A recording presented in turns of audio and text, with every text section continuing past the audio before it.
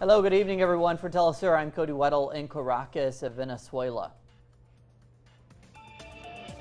Oil-producing nations will continue to discuss stabilizing oil prices, but so far there are no concrete solutions to boost the price. Indigenous President Evo Morales becomes the longest-serving Bolivian president ever, breaking the record held since 1839. Plus, WikiLeaks releases private emails from the chief of the CIA, John Brennan. That and more coming up on From the South.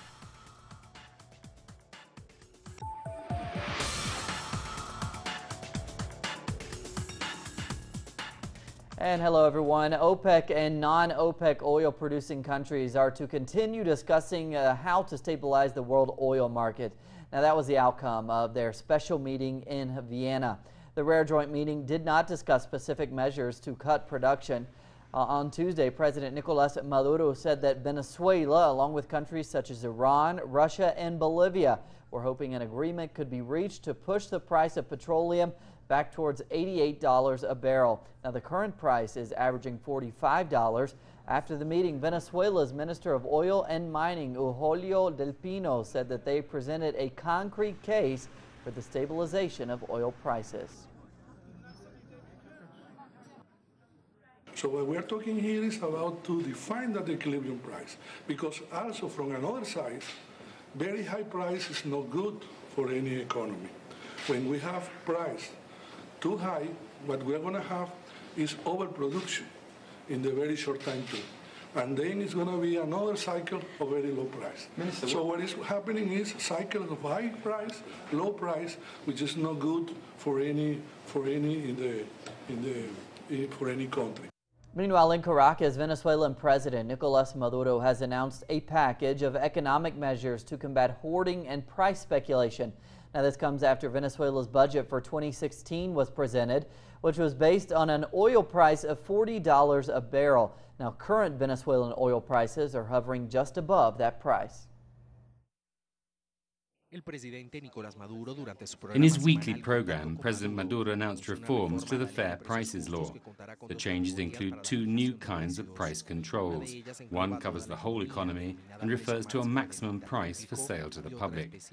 The other gives special protection for food and medicines.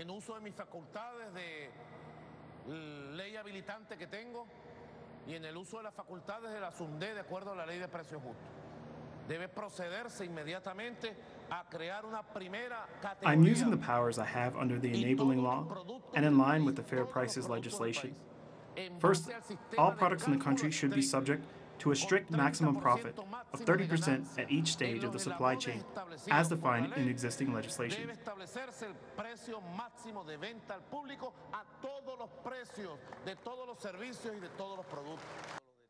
The president also announced new penalties for those traders who break the Fair Prices Law and engage in price speculation. Increased fines will be applied directly to the company's gross income, and in some cases they could face prison sentences. Estamos aumentando las sanciones y ahora las sanciones van a ir al ingreso neto. We are increasing the penalties, and these will now be based on a company's declared income. So that this goes to the heart of the problem. With these new measures and the existing law, we bring order to the whole prices problem. Nobody is going to cheat us from now on. Y con estas nuevas acciones podemos regularizar todo el proceso de fijación de precios. A mí nadie me va a engañar. Maduro also referred to the need to regulate the world oil price, so that this is set by producing countries and not by market speculators. Que veamos los presidentes, los jefes de Estado, los jefes de gobierno de los países que producimos petróleo. Let us see how the presidents and leaders of the producing countries can, from now on, regulate what we export and control the market and the setting of oil prices in this new situation we face. That is what we are proposing to both OPEC and non-OPEC countries. Y esta propuesta se la hago yo a países OPEP, a países no OPEP. He argued that oil resources should be used as a lever to promote other areas of production, and he called on all sectors to boost exports. Aquí nosotros debemos aplicar compañero ministro Ricardo Menéndez, ministro de Industria, compañero José David Cabello. Nosotros hemos aplicado We have to la implement línea what we have already decided. ya Every aprobada, industrial sector la that meets orden ya export dada quality standards de que should cada plan to sell industria at least nuestra 20% of its output on the con international calidad market. Which market is that? exportadora The debe Caribbean, planificar Mercosur, por and lo ALBA, menos as well un as Central America. 20% de su producción para colocarlo en el mercado internacional. ¿En qué mercado? En el Caribe, en Mercosur, en el ALBA, en el mercado de Centroamérica. Among the other economic measures taken, salaries for public employees in the armed forces are to go up by 30% to defend the living standards of both sectors. Evo Morales has become the longest-serving Bolivian president ever. At an ancestral ceremony in the pre-Incan city of Tiwanaku, Morales thanked Mother Earth for his 9 years, 8 months, and 27 days in office. Now he surpasses Andrés Santa Cruz, Bolivia's first indigenous president. Evo Morales paid homage to the Bolivian people and social movements, which he said are basic for the Bolivian revolution. A revolution he says was achieved thanks to an anti-imperialist and anti-capitalist policy.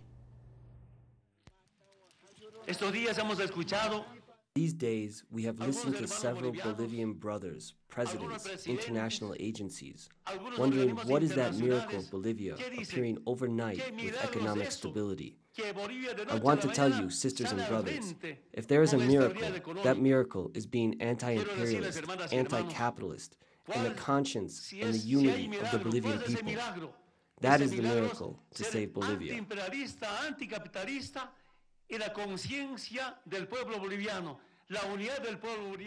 The president of Argentina, Cristina Fernandez, and her Russian counterpart, Vladimir Putin, spoke via video conference on the anniversary of the establishment of diplomatic relations between the two countries. Now, during the discussion, both leaders agreed to strengthen the cooperation between their respective countries in economic and political fields. Now, President Putin spoke of the strong friendship between the two nations and the plan to build a hydroelectric plant in Argentina. Como los verdaderos motores del crecimiento y del desarrollo. Y también nuestras posturas comunes en puede haber. We have been prioritizing the process of economic and commercial integration, the implementation of joint projects in both countries like a hydropower plant, nuclear energy for peaceful purposes, extraction of hydrocarbons. They have plenty of promise. We have agreed to construct a central hydroelectric plant in Argentina with an investment of $2 billion. And for her part, President Fernandez highlighted the advances made in scientific and technological industries and research. She also pointed out that both countries agree in creating a multipolar world. We want all the scientific and technological cooperation that we can. Our economies can work together, and the fundamental vision that both countries have is a multipolar world where there is no subordination, but rather association and cooperation between nations. It is in this sense that we have given this strategy. And staying in Argentina, the country will go to the polls this Sunday to elect a new president. President Fernandez appeared with presidential candidate and frontrunner Daniel Scioli and defended the nationalization of energy giant YPF. Now, Scioli said he would continue the policies of Fernandez, who remains extremely popular in Argentina with over 50% approval rating. President Fernandez criticized those who have accused those in her party of being ideologues.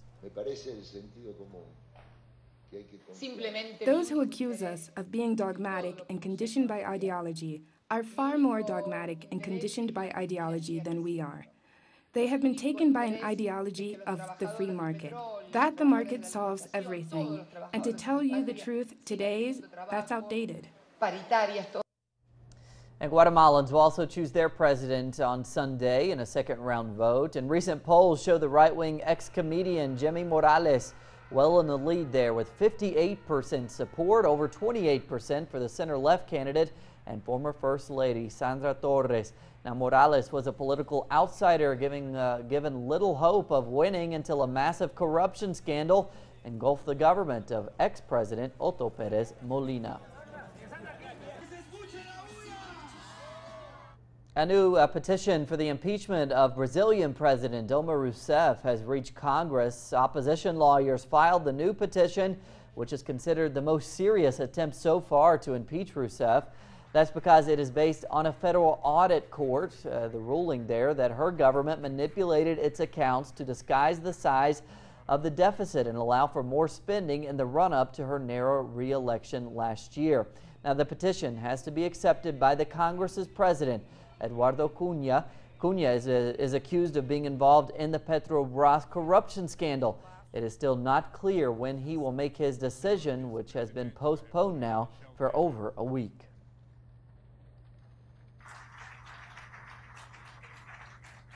Chilean same-sex couples eagerly wait for Thursday when same-sex civil unions will become legal for the first time. Now, although Chile does not allow full marriage there, same-sex civil unions are considered a victory by activists. Same-sex marriage has been legalized in recent years in countries like Argentina, Brazil, Uruguay, and some parts of Mexico. But polls show only around a quarter of Chileans support same-sex marriage. Now, Chile remains a conservative and only legalized divorce in 2004 and still outlaws abortion in all cases, something President Michelle Bachelet is trying to change.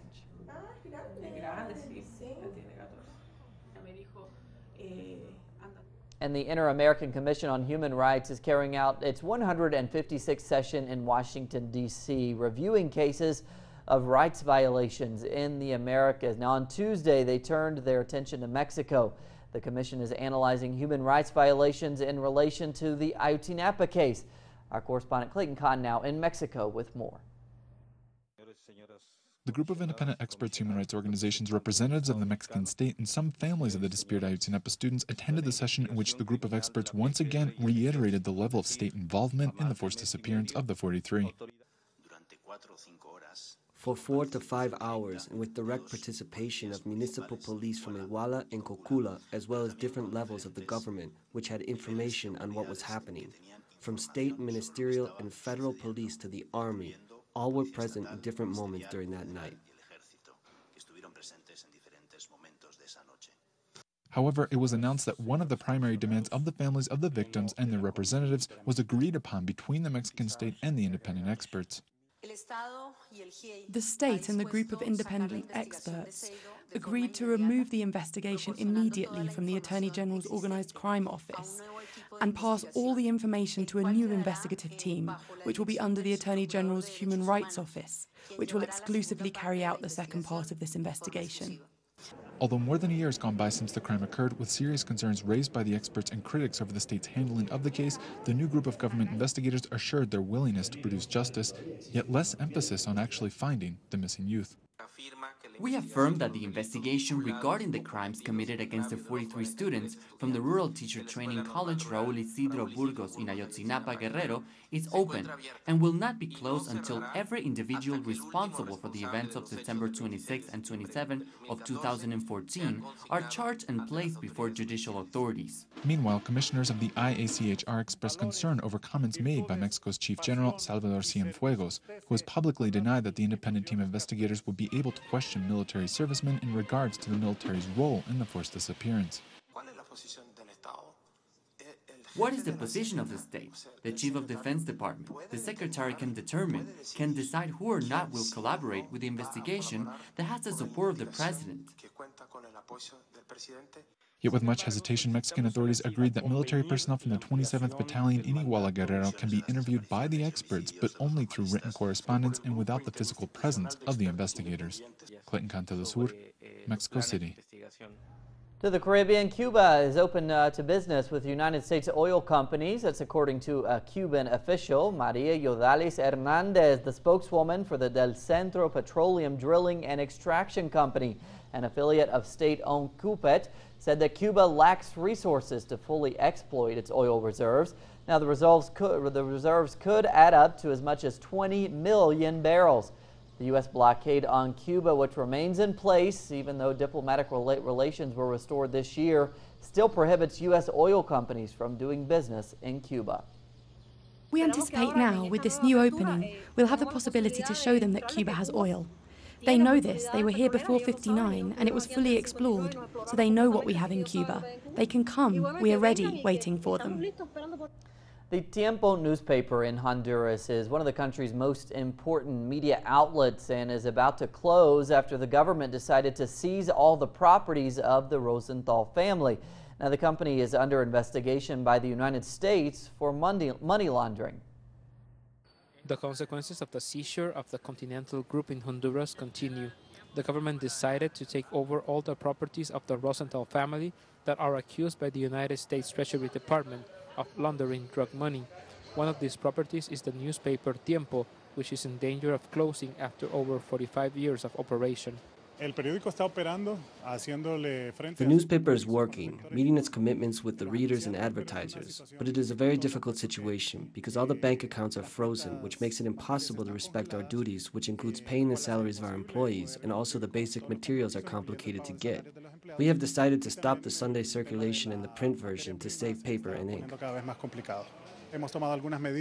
Manuel Gamero was the head of Tiempo Journal for almost all of the 45 years of its existence. The newspaper faced coup d'etats, denounced human rights violation, and was the only one to give coverage to guerrillas and organized political movements in the 1970s and the 1980s. He now is concerned about the possibility of the newspaper being closed. Tiempo is a journalistic institution, a social communication institution, and if they close it, then the country will lose the balance that Tiempo has always brought in front of cowardly political positions or positions of not caring. Tiempo's position is that Honduras is a country that needs to be built and defended. If we lose Tiempo, Honduras will become less of what it is. With the paper and ink that the journal has in storage, they can circulate for less than 2 weeks. They are asking the government to allow them to work, but they have received no answer. With the closing of Tiempo, the country will lose one of the few non-government voices that still remains. Gerardo Torres, Telesur, Central America. And coming up after the break, Israeli Prime Minister Benjamin Netanyahu has been mocked for suggesting that the Holocaust was not Hitler's idea, but an Islamic mutfi. More on that when we come back. 1920, 1921, 1929 were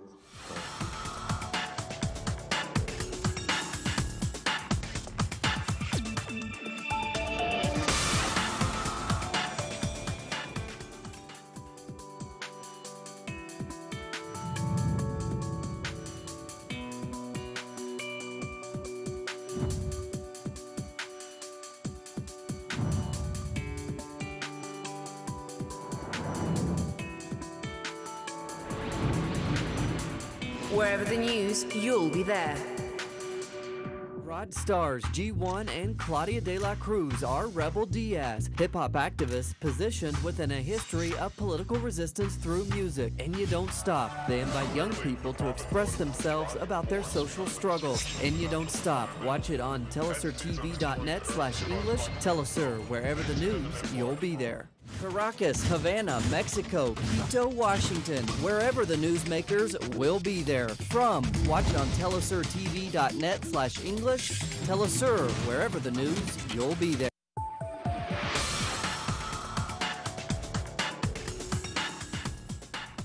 WikiLeaks has published private emails of the head of the CIA, John Brennan. WikiLeaks is calling the leak the CIA files. The documents came from a hack of his personal account at AOL. Now, it includes numerous messages between Brennan and other government officials. Among the leaks is a letter with a proposal on how to make future interrogation torture methods compliant and legal. El director de la CIA, John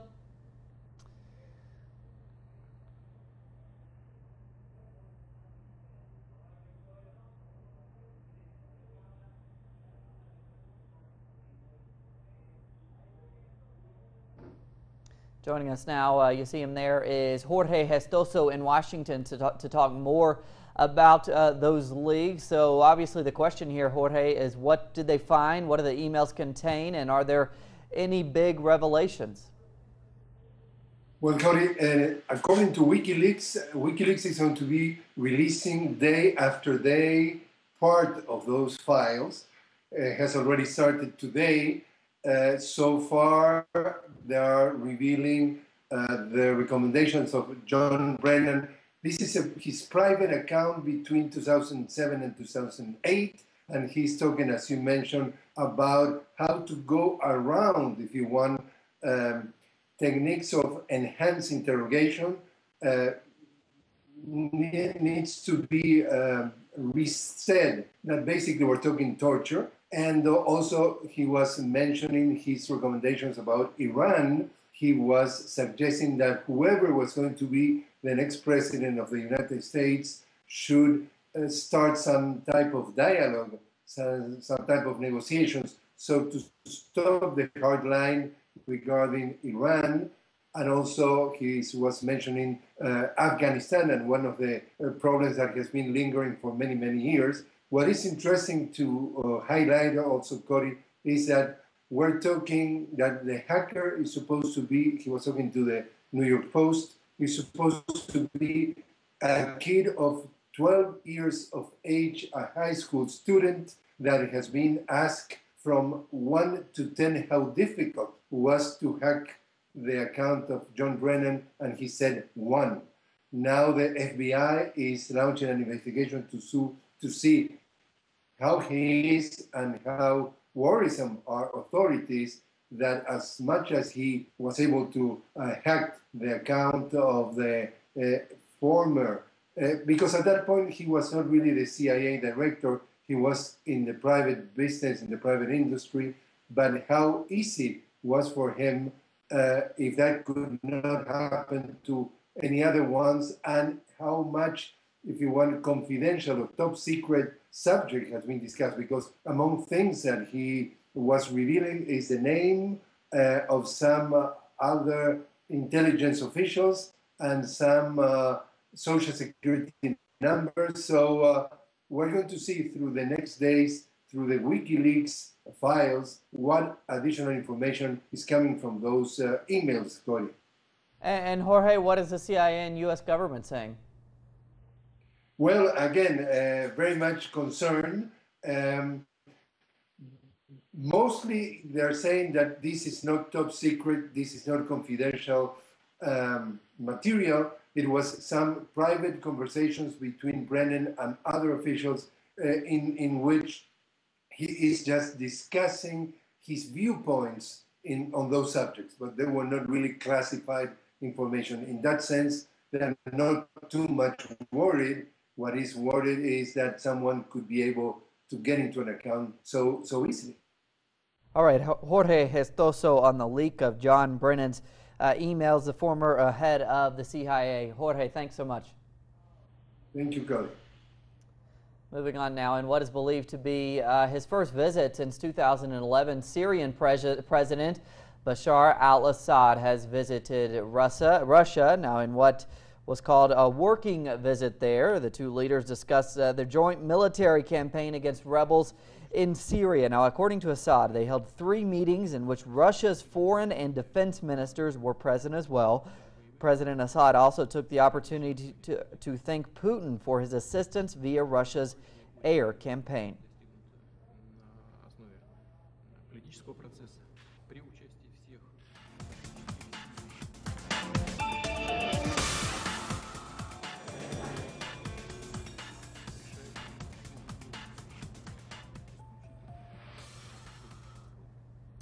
FIFA has lifted a new corner of its veil of secrecy by revealing that German football great Franz Beckenbauer and the current most senior UEFA official Angel Maria Villar-Llona have been investigated. Now, it said inquiries for alleged misconduct by the two were now in the hands of the FIFA Ethics Committee's main court for a decision.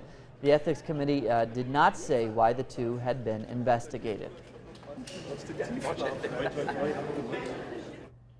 Film buffs and enthusiasts will have a chance to own some of Hollywood's movie history as a Sylvester Stallone auction is set to happen by the end of the year. Now, on Tuesday in New York, props, costumes, and documents from some of Sylvester Stallone's most famous movies, including Rocky and Rambo series, went on display ahead of their auction in Los Angeles. Now, the auction will take place from December 18th until the 20th. 3 years ago, Heritage Auctions sold items from the estate of actor John Wayne. And Sylvester Stallone said the only thing missing from that auction was John Wayne. He didn't want the same thing to happen. He wanted to be able to share with the fans while he was still alive and still producing films and have the proceeds going to a very good cause. Well, if you've been on social media, I bet you've heard about this. Back to the Future Mania has reached as far as Japan. The country's capital there is taking part by hosting a Back to the Future Day for the popular movie. Now, what's the reason for all of this fuss? Well, you remember back in the movie, October 21st, 2015, is the date which the film's characters, Marty McFly and Doc Brown, travel to the second installment of the franchise. Now, on display at the event there in Japan was a custom DMC-12, which resembles the famous car from the series, which is customized by a Japanese inventor. Important day for anyone who liked that movie. I was reading an article today that a lot of those things in the movie there actually are sort of true, so they were good at predicting the future back in 1985. That's what we're covering today on From the South and for TeleSur English. We have plenty more on all of those stories at our website, telesurtv.net/English or TeleSur English. I'm Cody Wetta. We'll see you back here tomorrow.